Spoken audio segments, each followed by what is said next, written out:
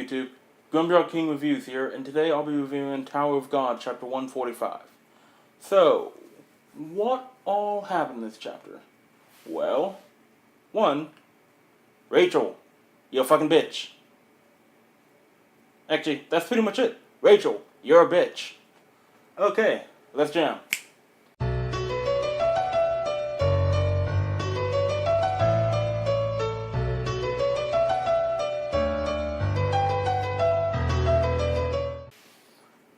So, this chapter opens up where, the last one left off with, Bomb making eye contact with Rachel. And, holy crap, they both look really shell-shocked because neither are making any signs of movement. And, after a few more, panels of them just staring at each other, he finally called out her name. But, we then cut over to, the destroyed stairs with, Arca Williams, and it appears that she's the one who, kept all the falling debris from crushing her and Bomb's other friends. To, which one of said friends gives, his thanks. Because keep in mind, she doesn't know anything about them aside from the fact that, they're teammates with Bomb. So, this little section ends with, Mr. Burrow stating that, he lost Daniel, they don't know where he went, and the entire group as a whole wondering how in the hell is supposed to, get upstairs again. So we then cut back over to Rachel and Bomb, with, the others finally acknowledging, that Bomb was there. Them all either saying, like, Viol, from when he was a food candidate, or Bomb from, the beginning. And, yeah. We also see that, Yuraha is almost to the top of the stairs going to the train, and, while this is going on, Daniel finds himself wondering, how do they all know each other? What's the history between Bomb and Rachel? And what does, Khun have to do with this? So we then, cut back over to Rachel and Bomb, and she looks like she's close to breaking down from shame. Never mind the fact that she told Khun in the previous chapter that she doesn't care what Bomb thinks of her, that the only way Bomb can look at her is as a star. Essentially, she doesn't think that, he is a person. So, after, going through an internal struggle of, what question he wanted to ask her, Bomb finally settles on, asking why she pushed him off the cliff that all those years ago. And, right as Bomb tries to state his question, Rachel cuts him off and asks him, how the hell or why the hell are you still alive? I was thinking when I read this, God, she is such a bitch. I mean, oh my God, you tried to kill him, I get it, but you haven't seen him for like years. He grew up with you. You should have some sort of feeling for him. And what do you say after you see him after killing him? It's like, oh, how are you still alive? God. Bitch. We then cut over to, Kasano and Ja Wangman, and yeah, it looks like he's just peachy. Not a single scratch on him. Never mind the fact that he essentially took a volcano blast to the face. Golly, what is this dude made out of? I mean, of course, this didn't surprise Ja Wangman, because, he knew that the attack was a little bit, weaker, a little bit toned down, because he wasn't trying to kill him, he was just trying to, capture him alive. But, while this is going on, Kasano goes into a mini monologue about, why Miss Sophia made the Shinso bombs, and he's pretty much all like, oh, she's a monster, she never viewed us as anything but tools of war.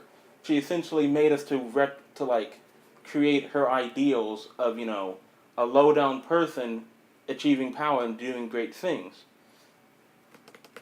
And, he admits that he is kinda okay with her ideas, kinda okay with them being because, like, her ideals are what made him the man he is today, i.e., like, this huge OP'd character, and for that he's grateful.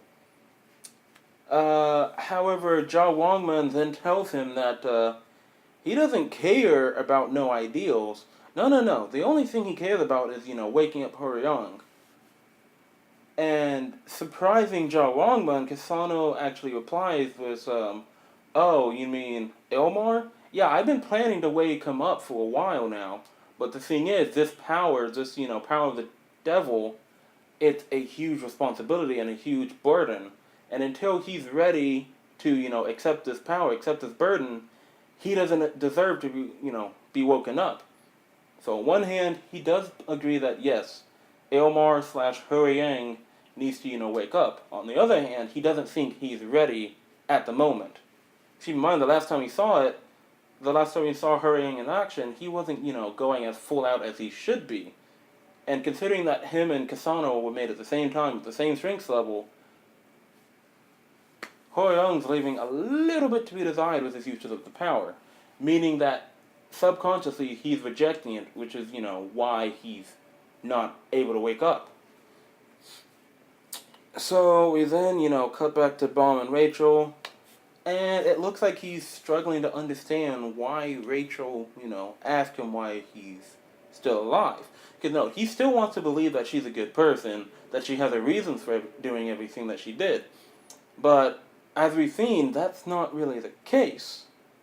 So while he's standing over there in shock, Poe, the administrator for the train, runs over to Daniel and he asks, what's going on here?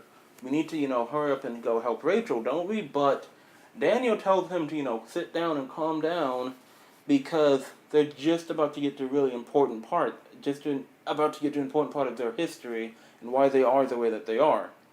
We also see that the third member of Rachel's group has finally removed his hood.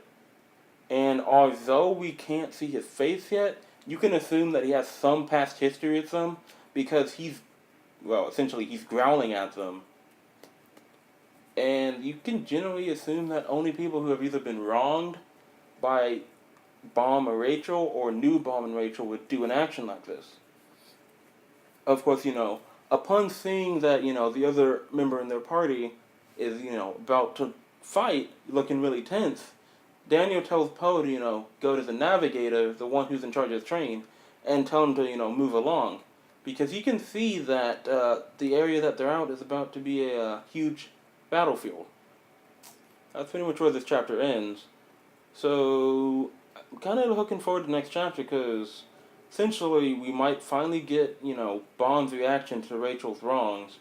And, we might see who the hell that third dude is. Oh, what all happened in this chapter? Well, 1, Rachel's a bitch. Still a bitch, and will probably always be a bitch. 2, that Kasano is pretty ridiculous when it comes to his strengths.